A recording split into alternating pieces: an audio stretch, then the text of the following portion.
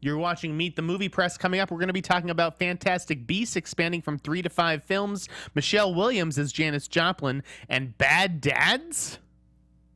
Welcome to Popcorn Talk, featuring movie discussion, news, and interviews. Popcorn Talk. We talk movies. And now, here's Popcorn Talk's Meet the Movie Press. Good morning, Simon. It's good to be back. I missed you last week. How was the wedding? Not your wedding. You're not married. You are still available. Let's just say that. Yes, I was at a wedding last weekend in Palm Springs. Nice. It was super hot, but I had a great time. Anyways, I'm Jeff Sneider, senior film reporter for Mashable. I'm Simon Thompson. I'm not. I should have had something better prepared than that. You can find me on social media at Showbiz Simon on Twitter and Instagram, and on Facebook, facebook.com/This is Simon Thompson. Oh my God, and I'm at the Snyder all over the place. Anyways, gang, big show. Big show. A lot Big of show. Movies. Lots to discuss. All the movies at once. My boss Josh Dickey held down the fort last week. I'm told. He did well. Yeah, He did very well. my It's always a pleasure to grandmother have. watched the show. She still tunes in, even though I'm not on it. Can you imagine? What does she think? She's a big fan. She loves Okay, you, good. Simon. She Really? loves you. She'd like to adopt you. Probably because of my physique. It's the accent. That's what I Thank think you. it is. Yeah. All right. Let's dive right in. Okay, do you want to talk about the new releases this week first of all, or should we talk about news? We'll save the review stuff for the end. Cool. Let's dive right in on Fantastic Beasts. Yeah, big day yesterday. J.K. Rowling. They had like a big event for press. I don't even know if I was invited or if I just glazed over. They had one in LA, they had one in London, and then where they had talent and little Q&As, and then they had various other ones around the world where people could, via satellite, watch the Q&As and stuff like Yeah, that. it's a And special they showed some Fantastic footage Beasts event, and J.K. Rowling said she's got enough material Yeah.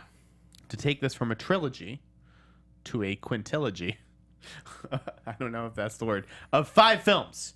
Yeah. 5. Not 4, but 5. It's 5. It's just like Avatar, except not. So Eddie Ray, I think, I don't know if it'll be like Fantastic Beasts 1 and 2, or if there's going to have different kind of titles, but I think it's safe to call this the Newt Scamander series. Yes. I think Eddie Redmayne is probably going to be in all 5 films, unless they kill him off at some point. But I don't see that happening. No. Is this too much of a good thing? Yeah. I think it is, but it's worked for Harry Potter before. If anything, it actually improved and brought in new people who fans of the franchise, who's never read the books, they like the movies. Someone exactly asked that in the chat room first off today, was like, are we having too much of these things? And I think, yes, we are. My concern also is and we saw this with Daniel Radcliffe, you have someone in a massive franchise. Now, Eddie's slightly different because he's got some very strong films behind him already. Yeah, exactly. But you do see people when they get attached to these, and we've seen it with things like Bond, etc. as well, where you do 5 or 6 of these films or whatever, or how many there are, or 8 depending on the franchise, and they split the films in 2, etc., etc. And all of a sudden you're known as that guy, and doing anything aside from that is actually quite difficult. You get pigeonholed very quickly now, which is great because you are guaranteed an income for in perpetuity for all these roles. But I think fans and moviegoers, I think to give them 5 films that are different movies but fundamentally the same thing, it would just be nice to keep it tight, keep it as 3 movies, and then do something different. But I guess we pay the bills. We don't really know, if it's worthy of a 5-film franchise until we see the first film. I'm curious why this announcement couldn't have waited until after that, until maybe after a huge opening weekend. I'll tell you why. Why? I think it's because Star Wars was doing a big thing yesterday. Final trailer.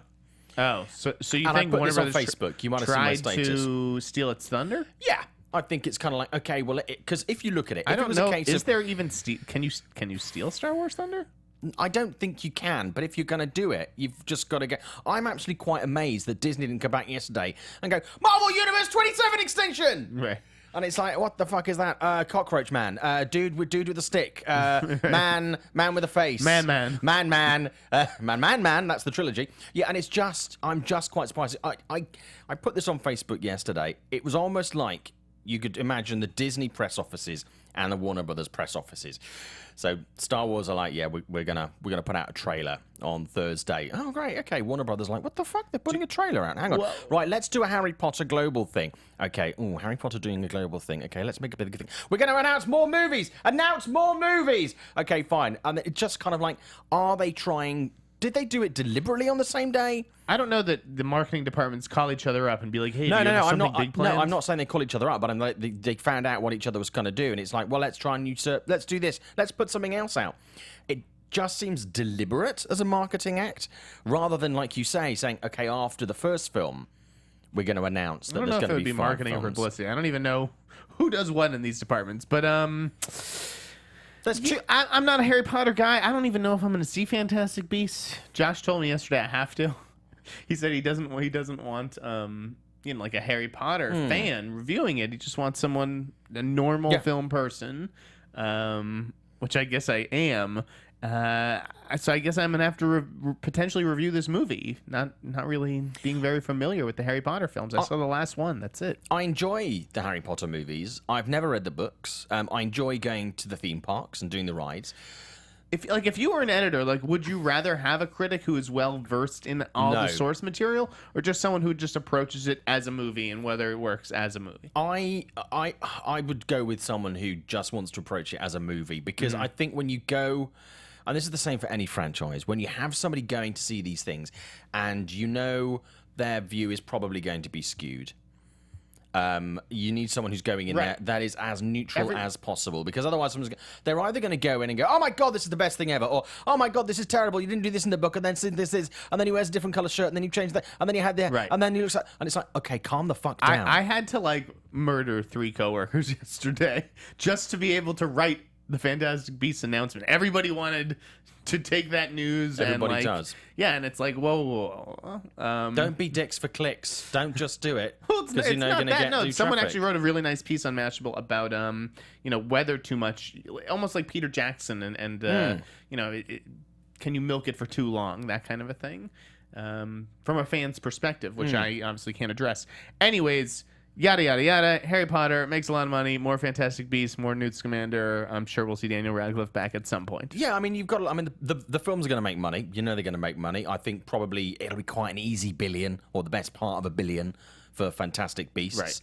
Right. You've got the theme parks, you've got the merchandise, looks like a you've safe got the spin-offs. 900. This is a cash cow for Warner I'm just Brothers. not excited for you, and I don't see the magic that at least I could recognize in something like Harry Potter. But you know what? from the outside. The people that are excited about it are the really die-hard fans The who are going to go. muggles. They're going to go and see it again and again and again and again. They're going to go first night. They're going to go first weekend. Right. They're going to go the month. They're going to I go. gotta see it with mom. I gotta see it with dad. I gotta see it with They're brothers. going to buy the Yeah. Blu-ray. They're going to buy the Blu-ray with the extras. They're going to buy the Blu-ray box set. They're going to buy the box set of the box sets. We get. You know, those are the guys that this is aimed at. So.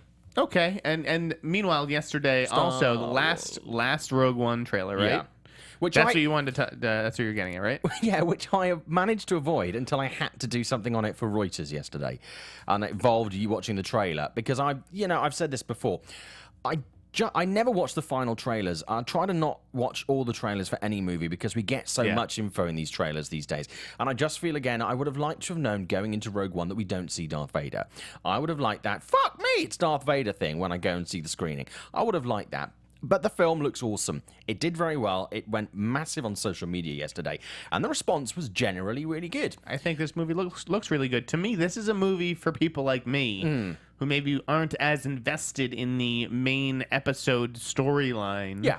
Because I'm not a big Star Wars guy. Like 7 was okay. The end got me excited for 8. Yeah.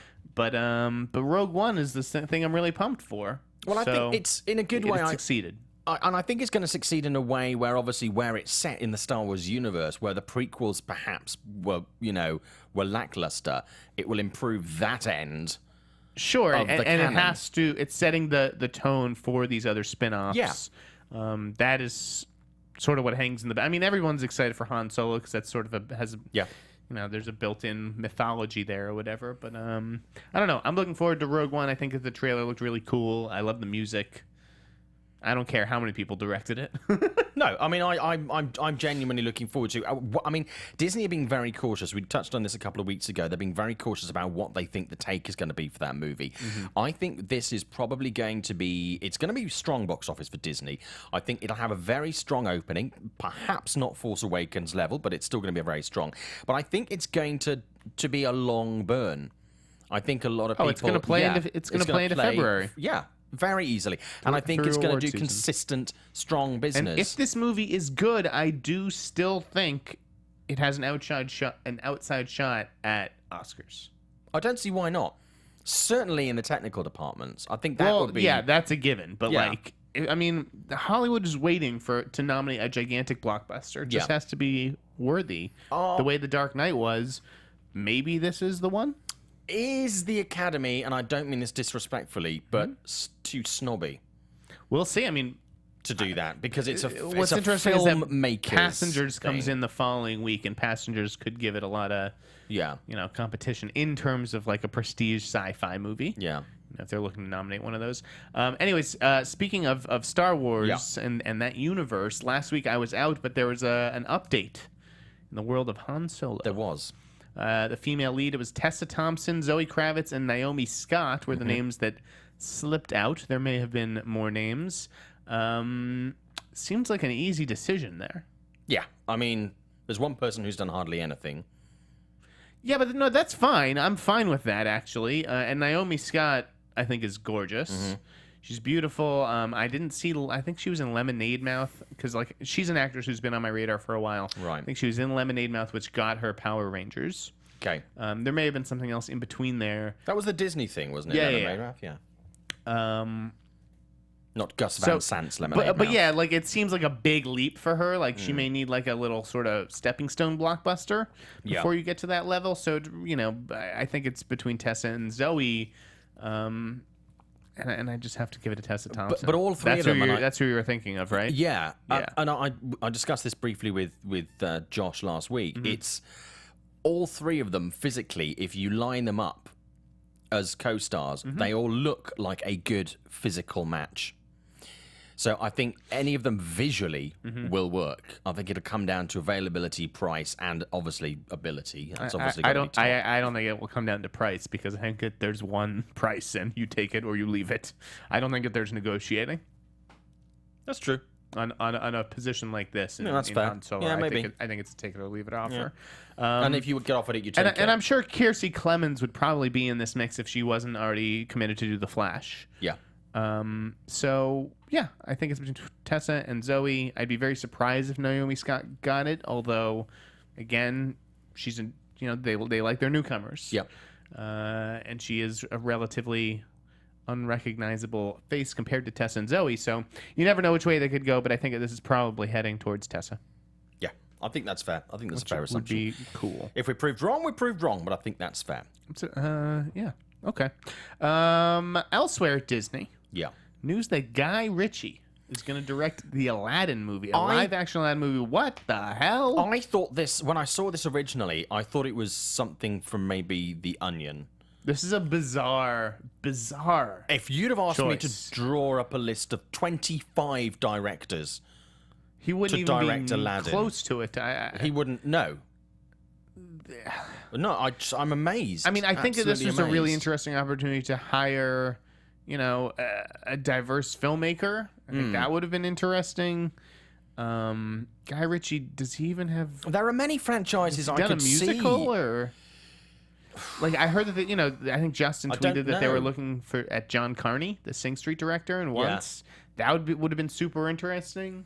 There's nothing. I mean, maybe this is why Guy Ritchie's done it. There's nothing in his oeuvre to me that would point towards doing Aladdin. It's a weird one. It's a very odd choice. I mean, I really like Man from U.N.C.L.E. when that came out. So it really did I. didn't do very well. And I was just like, shit, give him Bond. Give him something like Bond, or give him Bond itself. That, I could see him really doing well. And even the film he's got, King Arthur, coming out next year.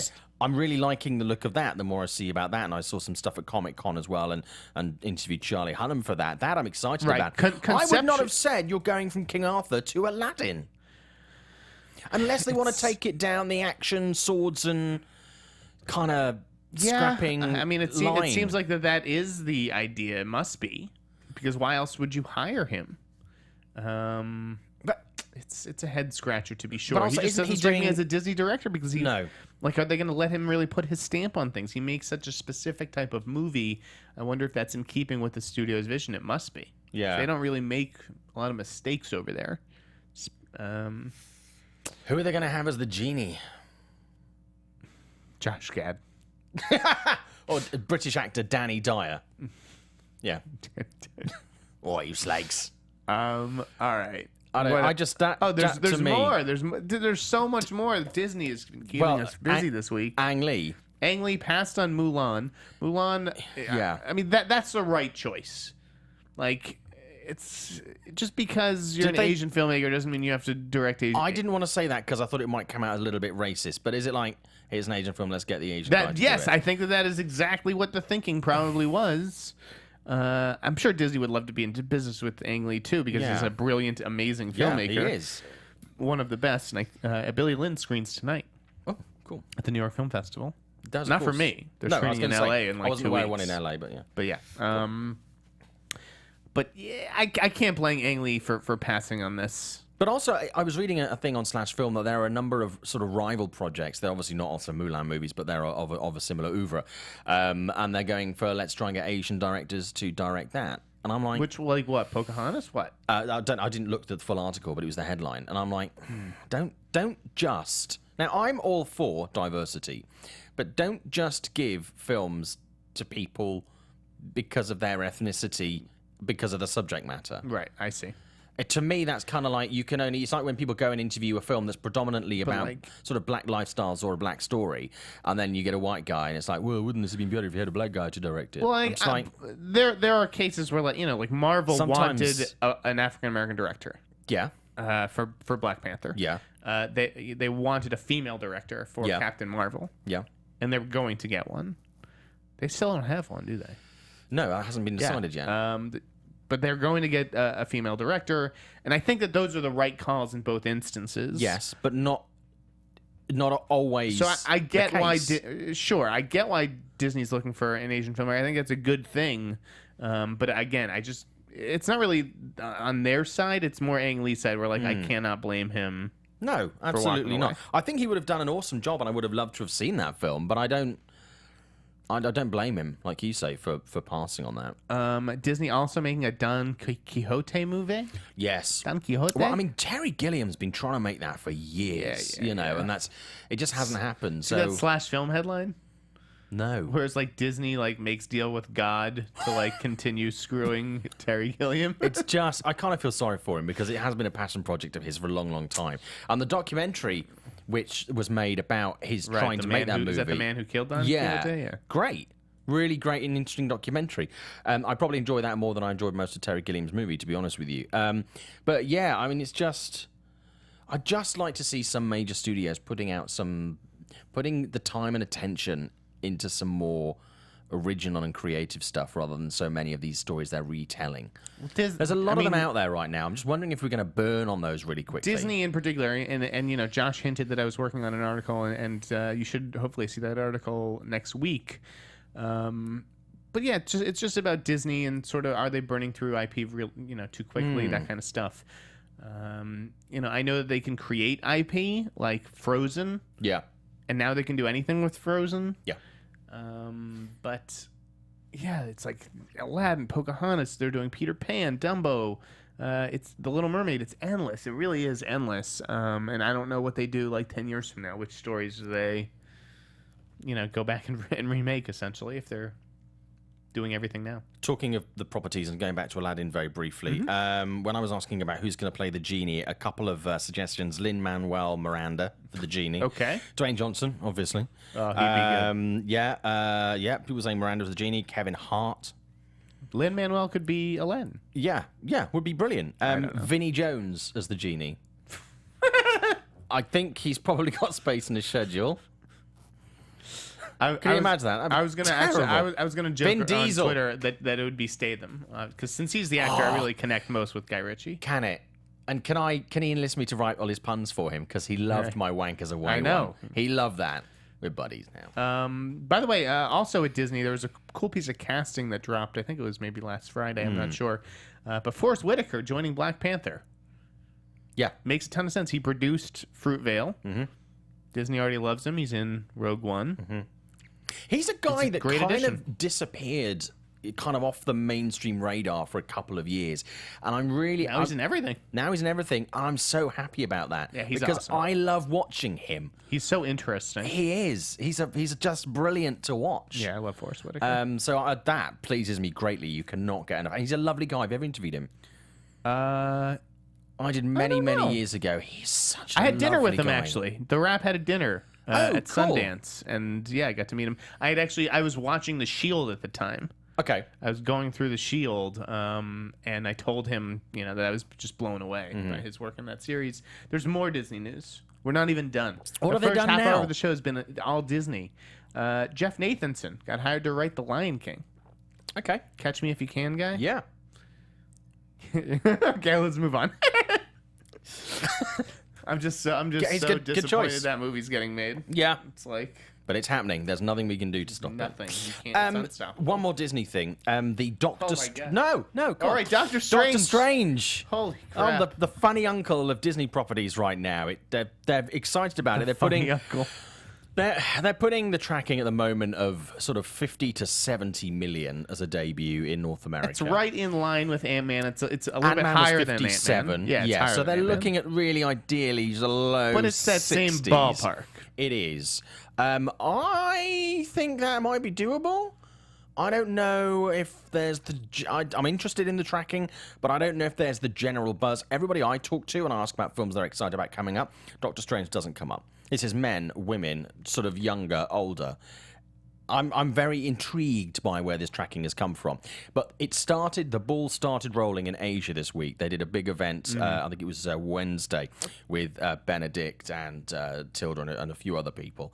And it rolls into LA. I think the premiere is next Thursday in LA. So this is hotting up, and we're only a couple of weeks away. Just after the election, Doctor Strange comes out. So expect lots of Donald Trump, Benedict Cumberbatch memes and stuff for that. I'm really intrigued to see the film, but I'm just not feeling the love from the audience right now. I think it's getting lost in all this Fantastic Beasts and Star Wars and other stuff right now. Is it just me? I think it's still 3 weeks out. I think that there's a lot of time. I don't think that the volume has peaked yet, so to speak. So, yeah, I wouldn't be surprised if it outperformed those tracking numbers. Or at least performed on the high end. There have been, I think Box Office Mojo was saying this week that they, when someone said this in the chat room, Media Shock has said that Doctor Strange is looking at 70 plus. I think that's a little bit ambitious. I'm more than happy to be proved wrong. But I know it's 3 weeks out, but I mean, look at Rogue One, look at Fantastic Beasts. They're more than that out. And there's way more buzz. That's overshadowing the films that are coming. I'm getting Pete's Dragon levels of buzz from people. Interesting. As in, there's a Pete's Dragon movie coming out. That's totally valid. I think it'll do well, and I really want to see it. And I'm very keen to see what they've done with it, because it's not a character that I'm particularly excited about. I don't think that they should be worried. I think that those are pretty good numbers. Yeah. 3 weeks out. All right. So, where do we want to go from here? well, we've mentioned Kevin Hart already, and we'll get to his film coming out this week.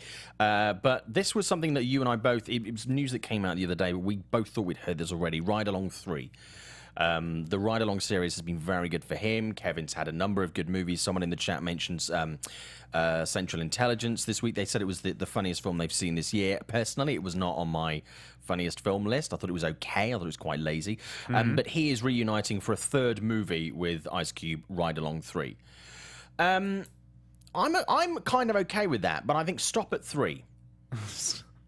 I don't think we need... We don't need a 5-film ride along. Yeah, we don't need funny, fast and I furious. didn't really like either of these movies. I don't No, know. I thought they were fine. They're watchable. Yeah, you can get through them. Yeah. But they are gone 2 days later. You have no idea. You don't remember a goddamn thing. It's great to watch on a plane or after a Central couple of beers or Intelligence whatever, to me was but- definitely better than both ride along movies. I watched it again on the plane home Okay. back here, and Yeah, I really enjoyed it. Kevin Hart, I particularly enjoy Kevin Hart even more than Dwayne in the film. I think Kevin Hart is hilarious. Yeah. And he has a big concert film coming out this week. It's called, does. What was it? What Now? Now? What Now? What And it's Now? not just a concert film. There's also like pre-taped segment. Well, it's all pre-taped. It's a movie. But like sketches, not live? there's like a loose plot and concerning him as like a badass What happens spy or on something. I the don't know. way to the theater? Right. Basically. Which is a clever framing device, I think. Yeah. It's And better it's- than some concert movies have done. It's supposed to do pretty well this weekend. I mean, it's going to crack double digits. they're looking how at- many comedians could do that? Well, they're looking at 18 million. 18 million? for the weekend. Really? Yeah. Is that that's like what this morning's number? they're saying, yeah. 18 seemed really high. It does seem really high, especially as Thursday only pulled in 739,000. But I think it could have a big surge. It's tracking at about half of The Accountant at the moment. They're looking at 37. What? 37.5 for The Accountant. Are you apparently. shitting me right now? No. These are numbers that are not just numbers. What numbers are you looking at? These are incorrect numbers. They're the ones from people on the internet. I'm looking at Variety. I I'm looking think at you've got it on Variety or Deadline Hollywood right now. Reporter this Projections morning. have the account between 15 and 20 million. Let me find the article. 37 million. Let me have a look at the article. That's not happening. Okay, let me have a look. You're talking about Gone Girl? Gone Girl had 37. Oh, was million? that? Oh, right, okay. Then I am incorrect. I saw 37, so I'm assuming that's probably the one that you're. Okay, referring to. fine. Yeah, Accountant is definitely not getting Fine. 37 million this weekend. Sorry, Ben. Whatever. Cool. Okay, well, my figures are wrong. So No apologies for worries. that. That's all right. I think Kevin Hart's movie will debut to closer to 13 million. Okay. Cool. Take it to the bank. No, I think, but no, as you say, for a concert movie, that's pretty strong. I mean, he's Very strong. Yeah. Anything cracking double digits is what I'm saying. I don't think any other good on comedian him. And I could think- command but- that kind of but thing. I think he's not just. Someone described him as a mogul. He's not just a mogul. He's actually a very funny comedian, and I like him as a talent because he appears to have stayed very normal throughout all this massive success. Just a normal guy, Kevin Hart. Yeah, multi-millionaire. With cameras falling around his every move. Yeah, but you can kind of disappear up your arse a little bit when you get treated like that. But I think he's actually a guy who's kind of kept his feet in very expensive shoes interesting. on the multi-million-dollar mansion ground. I heard he wasn't having it at the Jumanji press junket that they had in Hawaii recently. Really? Well, I mean, it's a long day of shooting, and then they ask these guys to do press after like a 12-hour shooting day because Yeah. they have to make the most of the sunlight. I heard the junket interviews did not go that well. But I can kind of understand that in that situation. It's not like you're sitting in a hotel room where you're getting people bring you water, you can go for a pee break and stuff like that. If you have had a full day shooting. Yeah, no, I don't blame these guys. Certainly my interactions with Kevin Hart have never been anything but positive and nice.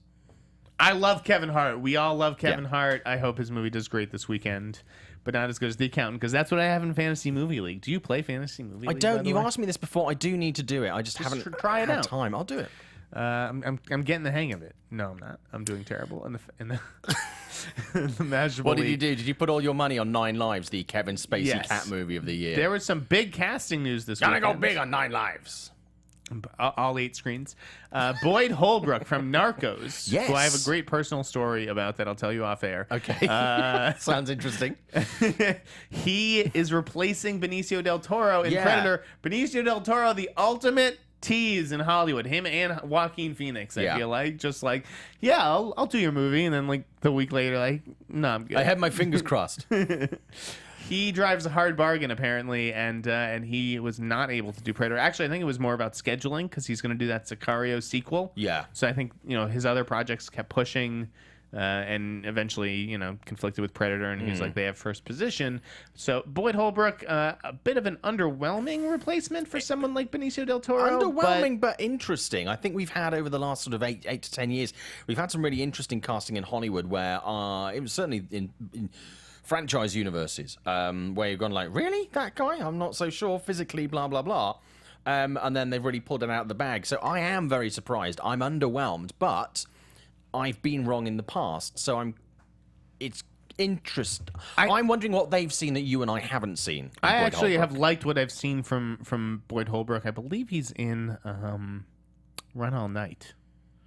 Liam Neeson. Right, I think that was him, and I think I really liked He was him in in that. Gone Girl and he was in Morgan quite recently. I made some notes earlier. And he's in Logan. As Right, well. exactly. See, Fox, I think, sees something in Yeah. him in that movie that Yeah. would give him the impression. He's that a gonna good-looking pop. guy, so if they're going to look for someone who has visual appeal, Yeah, for sure. he'll have that. And he's great on. I think he's really good on Narcos. I don't think there's maybe 4 or 5 actors of Benicio del Toro's stature in Hollywood who I think we would have been happy with in terms of like a replacement. Yeah. So it was always kind of a lose-lose, but it's a big get for him, and I'm looking forward to this Predator. Even though I'm not the biggest Shane Black guy. You see, Are you? Yeah, I do like his stuff. I think he's had some misses. He's had more hits, whether they were financially solid or not. I do like what he tries to do. He tries to mix things up a little bit. I'm just thinking about Boyd again, and you're saying about Fox and what he's done previously. And I saw kind of link two things together. I saw the Honest Trailers thing about X-Men Apocalypse this week, and they made a funny comment about the fact that Deadpool is basically all they've got. I think Fox could be looking at someone who they can convert into their house action star. And if they can sell him in things like Logan, if they can sell him in things like Predator, they've got their own, effectively, a Channing Tatum-esque style actor that they can put into different action franchises and really start to sell in as an action star. Potentially. I don't think. I'm just wondering if that's the way they're seeing him and courting him in that kind of I think oeuvre. it's more coincidence than they're looking at him as like an in-house action star. I don't think that studios want to be in that business anyways of just putting the same people in their movies anymore. They just want to make the same movies over and over again. Right. As long as there's different people to confuse people. Like, didn't I just see this? Where's Eddie Redmayne? We got a ginger guy? Another bit of, just questionable casting this week. Okay. Was Michelle Williams as Janis Joplin. I'm not sure I see this as someone who's been following Michelle Williams since her Dawson's Creek days. I thought she was miscast as Marilyn Monroe, even though she ended up being all right in that film. Can I be really honest with you? When I saw Michelle Williams, Janis Joplin, I went, what, the one from Destiny's Child? And I was like, I just that is interesting. don't know if I see this one. No, I think it could make an interesting film, but Sean Durkin's directing it, the guy who did Martha, Marcy, May, Marlene. So that gives me I did not hope. like that film. You really? I did not. I really wanted to like that film, and I loved the idea, and it just didn't work for me. I was think- one of the I few. think that is, I really liked Martha Marcy and think it's Borderline's best movie, and I just saw Eyes of My Mother, which I loved. Oh, cool. Check that out when it hits VOD because it's a great October kind of movie. So I have faith in the Borderline guys. They always do interesting work, even if it doesn't quite measure up. Janis Joplin, though, I mean, name a Janis Joplin song. Can't. That's the thing. It's like I get that she was this cultural icon, but she was not someone whose music really still resonates with me today or most of my friends. And this is going to be like a super indie movie. I think it is. It's going to be, quite low budget.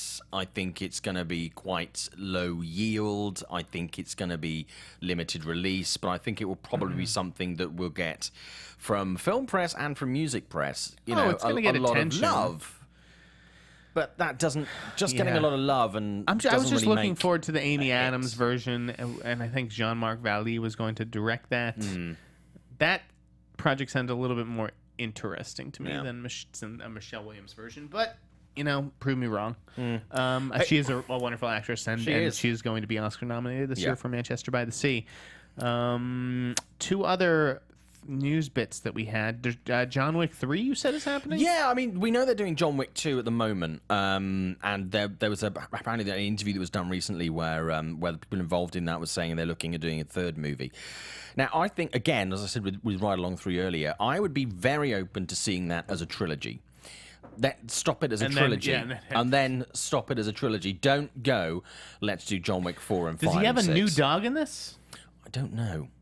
I think he does. There was a photo that was online this week with him and a dog. He's now a dog with a professional What about a dog John walker. Wick Beethoven crossover? I love it. And then you can do another spin-off with that, with John Travolta doing the voice of the dog, a la Look Who's Talking early 90s, late 80s movie. No, but let me tell you something about dogs. And Kevin Hart doing the voice of a dog. Yeah. Jerry Bruckheimer has been developing the script Apaches for a super long time. Okay. Based on a book written by Lorenzo Carcaterra, who did Sleepers, the De Niro Brad Pitt doesn't brilliant movie. Great movie. This is a great book.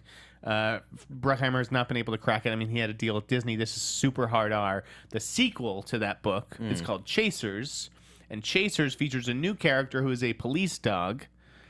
And, like, you know, every 6th chapter is from the point of view of this police dog, and it's fucking awesome. And maybe, you know, I just want John Wick to have a badass dog. That's all I want to see. Remember Turner and Hooch? I want just a hero dog. I had a bit of a phase of watching movies in the 80s and 90s, which were people with dogs. So there was that. There was K9. Yeah. Yeah, and there were quite a few other ones at the time. And I was just like, there's so many movies with dogs in them. Like, I wanted to see that movie Max last year, but I missed it. Yeah. Yeah. It didn't do anything, really, did it? Was that this year? Just that was in June? No, that was last year. I can't even remember. I think. Yeah, last year.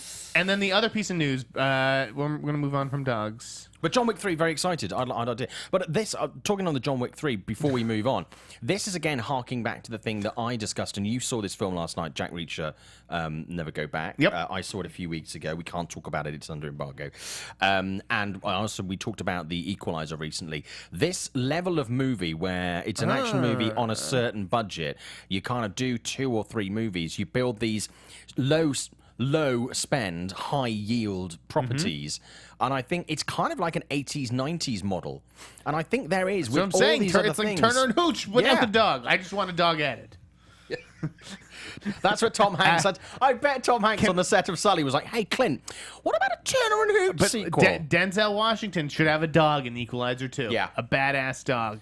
What we should do is combine some of the Denzel Washington previous projects where he gets the heart of a dog put inside him. Is that movie- teams up with Tom Hanks. Is Equalizer 2 really happening? Equalizer 2. Well, yeah, because the director said he was going to do it, and Denzel's on it. Date.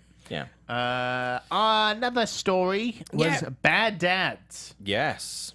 STX announces a spin-off. STX A were like, sequel spin-off. I don't know what it was. Yeah. Of Bad Moms called Bad Dads. Well, haven't we seen Bad Dads in every comedy ever? yes. Like, they're all bad dads. Yes, we have. But here's the reason. STX have put a number of films out this year. Bad Moms was by far their most successful. Right, it was a huge hit. $170 So why not million sequelize that worldwide. movie?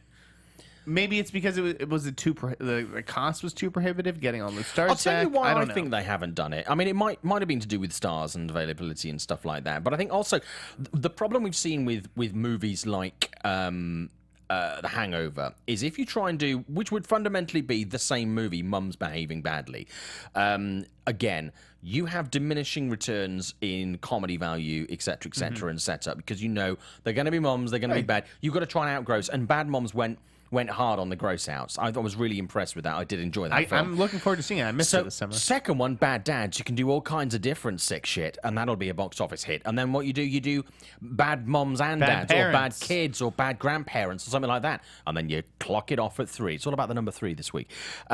Yeah, and you do that, and then you've got 3 like The movies, and Accountant. that's fantastic. All about the number 3. Gotta be 3. Number 3. But yeah, you do that.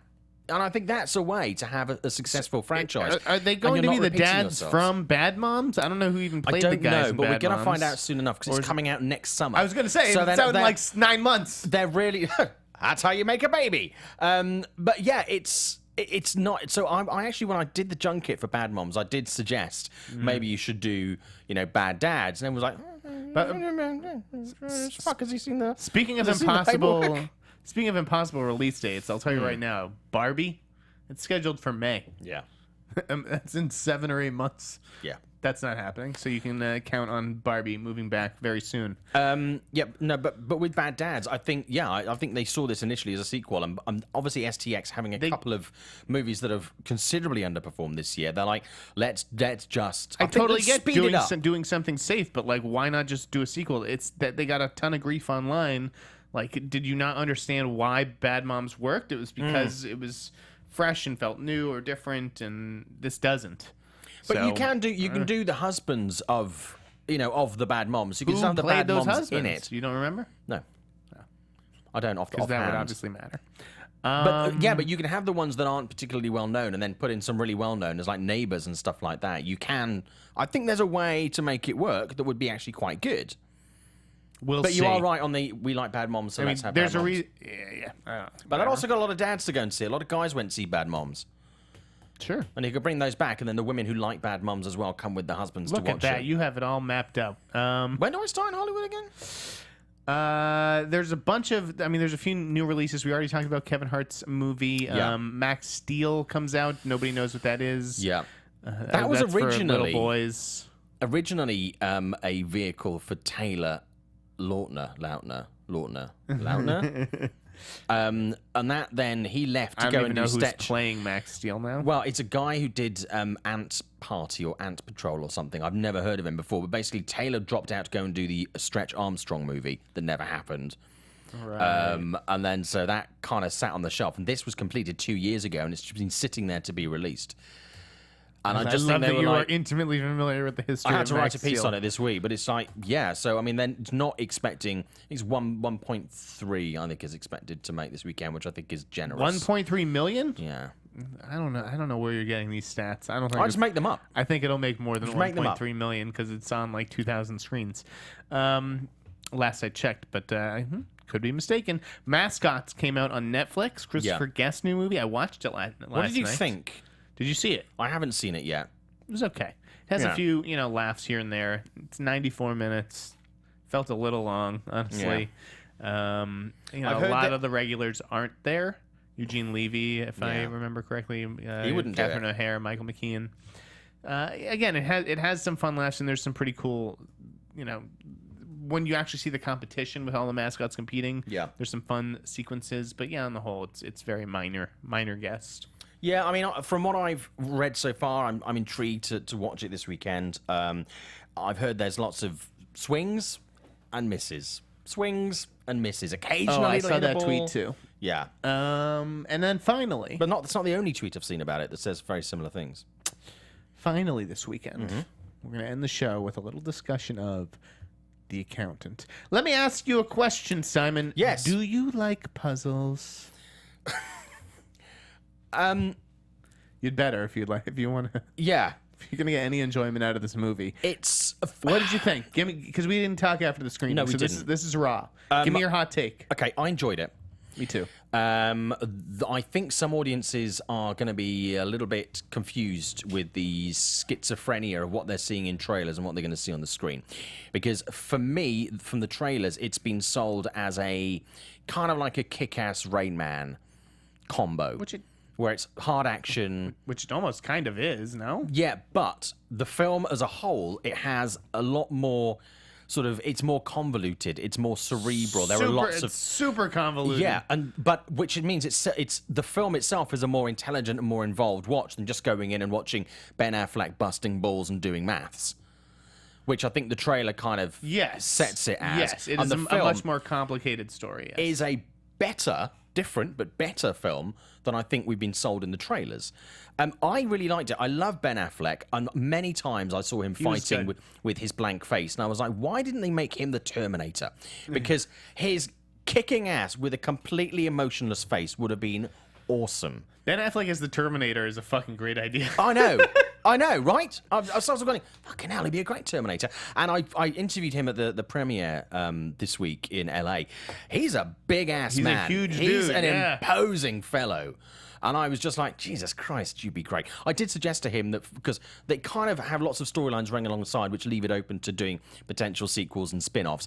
And I said, now you've done The Accountant, I said, what about doing a string of other movies to tie into it? Kind of like a Justice League with people who do everyday jobs. So like the plumber, the realtor, the quantity surveyor, the barista. He liked that idea. So we could see all these kick-ass Other everyday mundane jobs. But I really liked it. I thought the cast was great to see John Lithgow. I love John Lithgow. Great to see J.K. Simmons. John Lithgow Had a really nice he was chat with so him. wasted. Yeah, I know, but I watch him in anything. He has nothing to do in this movie. It's a I really tell you. simple role for him, but I really liked Who it. else? I mean, I liked Anna Kendrick.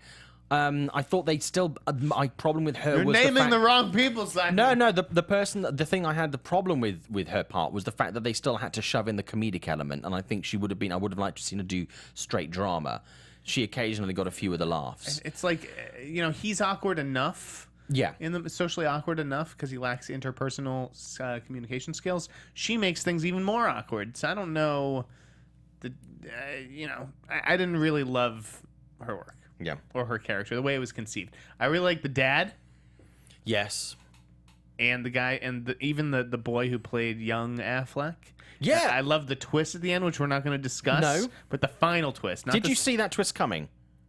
Yeah. Well, just before, yes. I guessed it about an hour in. Really? About an hour in, and my wife guessed a different ending. You're talking about the final twist. The final twist. Okay. Yes. There's a couple of good twists here. The twist where the twists redeem the movie. Yeah. Actually. Yeah. And they're not shit the first twists. half's a little slow. Yeah.